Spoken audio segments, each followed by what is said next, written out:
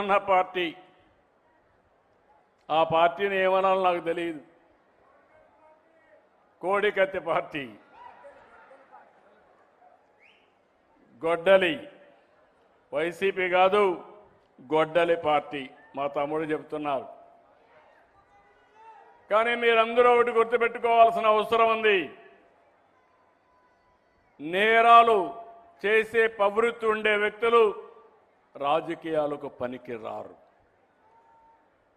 అతనికి ఒక మానసిక సమస్య ఉంది.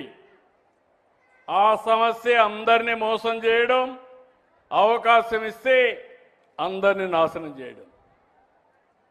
5 ఏళ్ళు ఏం జరిగిందో మీరు ఒక్కసారి ఆలోచించండి. తొలి రోజు కలెక్టర్స్ కాన్ఫరెన్స్ పెట్టి ప్రజా వేదిక కడితే అక్కడనే అధికార యంత్రాంగానికి చెప్పి ప్రొక్లైన్స్ పెట్టి ఆ వేదికను కూల్చేశాడు.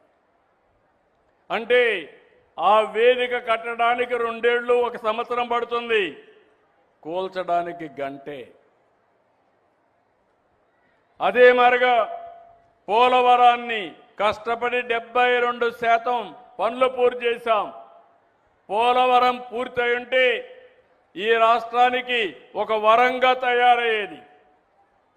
రైతాంగం బంగారు పండించేవాళ్ళు, ఆదాయం పెరిగేది, నీటి ఎద్దడిపోయేది. నీరే మొత్తం మనకు ఆధారం, జీవనాధారం. అలాంటి ప్రాజెక్టు నాశనం చేశాడు. అమరావతి ప్రాజెక్టును మీరు గుర్తుపెట్టుకోవాలి. అమరావతి ప్రజా రాజధాని, అమరావతి మన మైథాలజీలో దేవతల రాజధాని.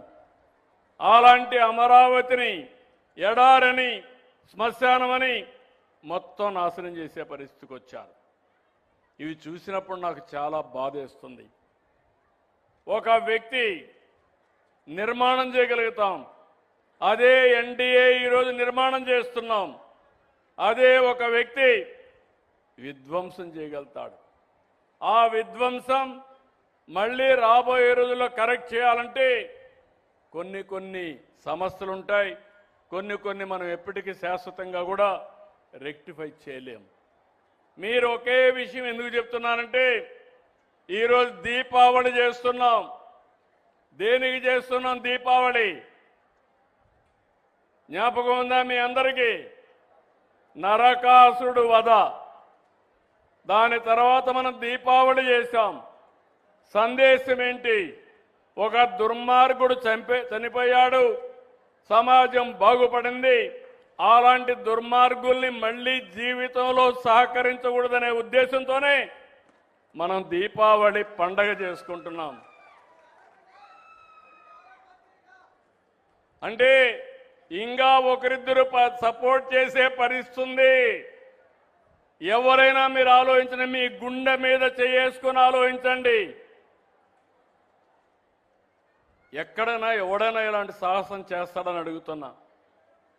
తెల్లవారు నిద్ర చేశాను, సాక్షి టీవీలో వివేకానంద రెడ్డి గుండె పొడుతో చనిపోయాడు.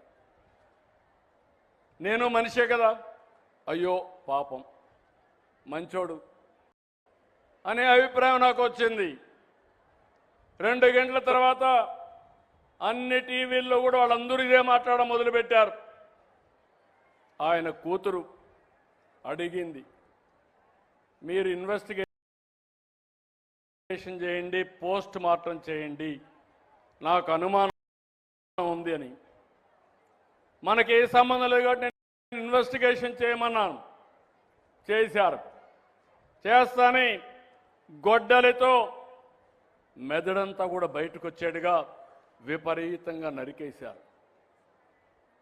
గోడలకంతా అయింది, బెడ్ అంతా రక్తం, అక్కడి నుంచి బాత్రూమ్ అంతా రక్తం ఈడ్చారు. అలాంటి వ్యక్తి దగ్గర సంతకం పెట్టించారు. సాయంత్రం అయింది, లీజర్గా వచ్చాడు. ఆయన చెల్లిని కూడా కన్విన్స్ చేశాడు. మొన్న మీ నాన్నని, నా చిన్నాన్ని ప్రత్యర్థులు చంపేశారని. ఆవిడ నమ్మింది. సాయంత్రానికి ఆవిడ కూడా ఆయన పక్క నుండి మా నాన్నను చంపేశారు, ఇప్పుడు మా చిన్నాన్న చంపేశారు. దిక్కులేని వ్యక్తిని పెద్ద దిక్కు కోల్పోయాను, ప్రజలంతా సహకరించమని కోరాడు. ఈ వాస్తవాలు చెప్పాలని నేను అనుకుంటే నెక్స్ట్ తెల్లవారే లోపల సాక్షి పేపర్లో నా చేతిలో కత్తి పెట్టి నారాసుర రక్త చరిత్రని ఆయన చేసిన నేరాన్ని నా నెత్తినే వేశాడు. మీరంతా నమ్మేశారు, ఓట్లు వేశారు. అందుకే 2019లో మనం దెబ్బతిన్నాం. కొంతమంది కాదమ్మా, వేశారా లేదా? వాస్తవం ఓట్లేశారు, అతను గెలిచాడు, 151 సీట్లు గెలిచాడు, విధ్వంసాన్ని ప్రారంభించారు. మీలో మార్పు వచ్చింది. నేను పవన్ కళ్యాణ్ గారు మోడీ గారు కలిసి వస్తే చరిత్రలో ఎప్పుడు రాని గెలుపు 94% సీట్లు గెలిపించారు. కానీ ఇక్కడ నేను మీకు చెప్పేది ఒకటే, జీవితంలో కొన్ని సంఘటనలు జరుగుతాయి, అందులో నుంచి మనం కొన్ని నేర్చుకోవాలి. నేర్చుకోకపోతే వైకుంఠ పాడే ఇది.